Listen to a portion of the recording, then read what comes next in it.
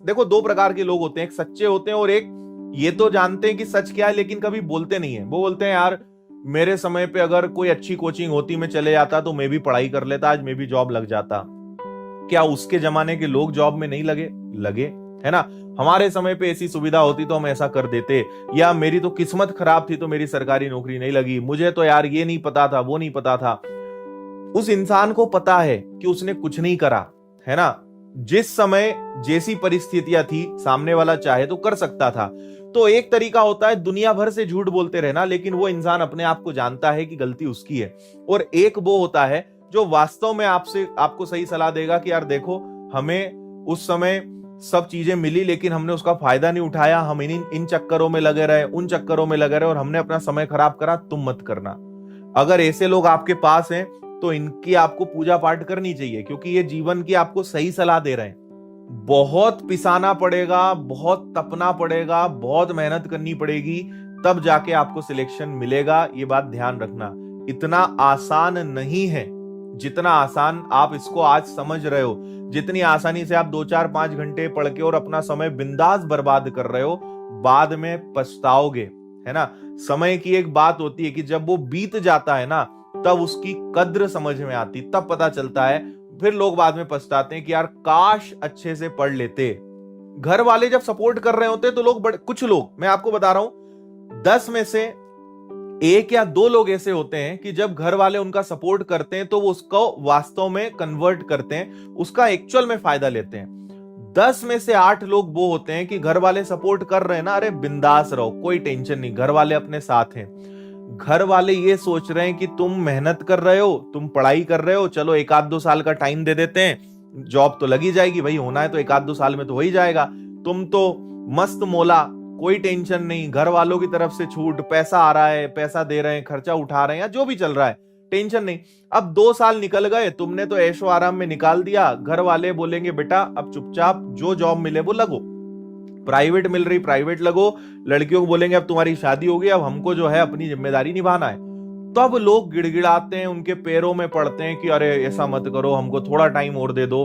तो वो बोलेंगे कि इतने साल से तुम क्या कर रहे थे, 2 साल तुमको दे दिए, इतना समय दे दिया, तब तो इसका मतलब तुम मक्कारी कर रहे थे।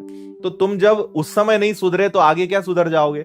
तो अधिकतर लोग अपना जीवन इसी चक्कर में बिगाड़ लेते हैं कि जब सब सही माहौल मिलता है, जब सब सपोर्ट कर रहे होते हैं, जब सारी चीजें सही होती हैं, तो वो अपने 7वें आसमान पे होते हैं, अलग ही जीवन के ऐशो आराम चल रहे होते हैं। और जब परिस्थितियां बिगड़ना चालू होती है, आप देखना बहुत टैलेंटेड लोग, बहुत शानदार शानदार लोग 8 8 10 10 15 15 हजार रुपए में घिसा रहे हैं। इसलिए नहीं घिसा रहे हैं कि उनकी किस्मत बेकार थी, वो इसलिए घिसा रहे हैं क्योंकि सही समय पे डिसीजन गलत लिया उन्होंने।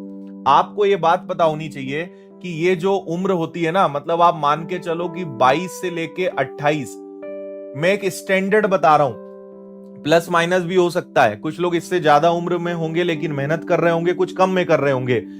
ये आपके जीवन का वो समय है कि इस समय जो बोया जीवन भर वो काटना है ना। 22 से 28 की उम्र तय करती है आगे आपका जीवन क्या बनने वाला है। ये बात आप अच्छे से समझ लेना, फैक्ट बता रहा हूं। कुछ लोग थोड़े लेट जागे होंगे, कुछ की उम्र ज्यादा होगी, मैं ऐसा नहीं बोल रहा हूं कि यही थोड़ा बहुत प्लस माइनस चलता है, लेकिन ये जो समय है आपका, आप मान लो 20 से 30 साल की उम्र, ये जो समय है ये तय करेगा कि आपके जीवन में आगे सुख सुविधाएं हैं कि नहीं, आगे जीवन में तुम ऐशो आराम करने वाले हो कि नहीं, आगे जीवन में तुम कितनी मेहनत करोगे, कितनी गधा हिमाली करोगे। ये सब चीजें तुम्हारी इस बात पे तय करेगी। तो आपको ये आज चुनना पड़ेगा। ये मत चुनो कि आज क्या करना है, आप ये चुनो कि मुझे फ्यूचर में क्या चाहिए। फ्यूचर में मेहनत करनी है, आज खूब ऐशो आराम करो, आज खूब जीवन के आनंद लो।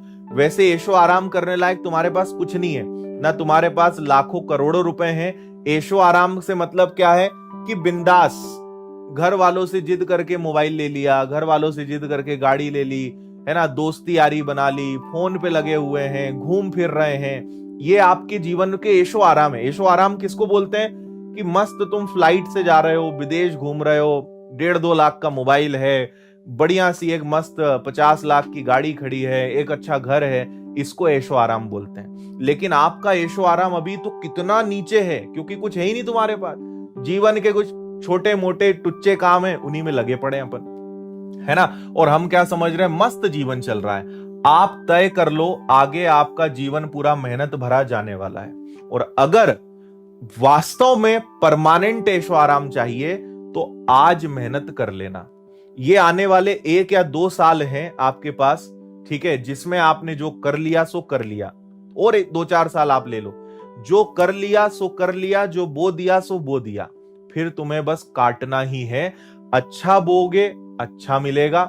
बीज इतना सा होता है, फसल कितनी देता है? एक बीज में 1 बोरा भर के फसल देने की ताकत होती है। तो अगर तुमने सही बीज लगाया है, 1 रुपया लगाया है, वो कल को तुमको 1 लाख बन के मिलेगा। और कुछ बोया ही नहीं है, मक्कारी करिए, लापरवाही करिए, तो फिर फसल भी तुम्हें कैसी मिलेगी समझ लेना।